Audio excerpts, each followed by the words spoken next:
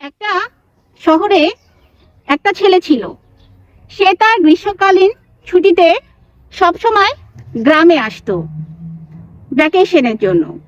গ্রামে এসে কিছুদিন থেকে যখন তার ছুটি শেষ হয়ে যেত তখন সে আবার ফিরে যেত।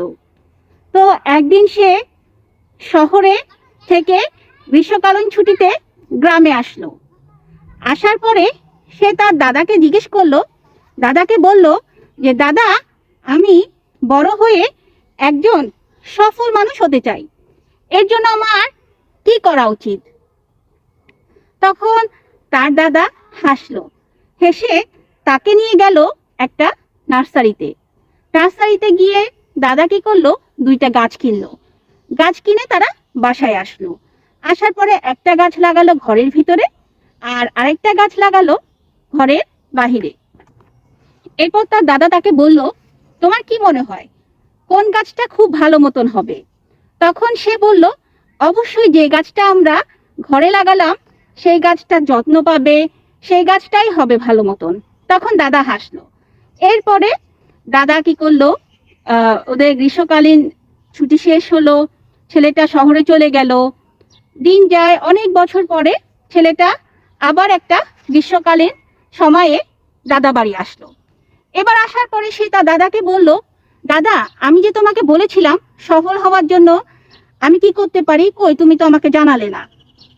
তখন দাদা বলল, দাঁড়াও, তার আগে আমরা যে গাছটা লাগিয়েছিলাম চলো দেখি গাছগুলোর কি অবস্থা। প্রথমে তারা ঘরের ভিতরে লাগানো গাছ গেল, যে দেখলো গাছটা অনেক বড় হলো, দাদার চেয়ে লম্বা হয়ে গেল, কিন্তু খুব শুকনো একটা গাছে পরিণত হলো।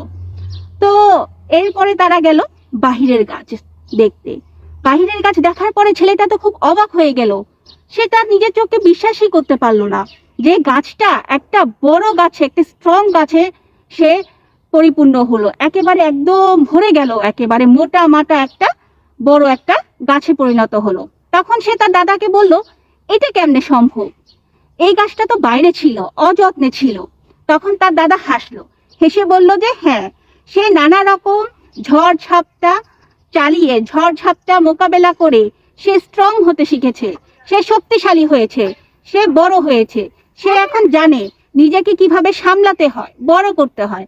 আমাদের জীবনটাও এরকম। আমাদের জীবনটা কেউ সাজিয়ে দিবে না। আমাদের জীবনে আসবে নানা রকমের প্রতিকূলতা। আমাদেরকে এই সকল প্রতিকূলতাকে সামলিয়ে আমাদেরকে এগিয়ে যেতে হবে, তাহলেই আমরা সফল হতে পারবো। তোমাকে তোমার জীবনে সবকিছু কেউ সাজিয়ে দিবে না। তোমার জীবনে ঝড় ঝাপটা সবকিছু আসবে। এই সবগুলোকে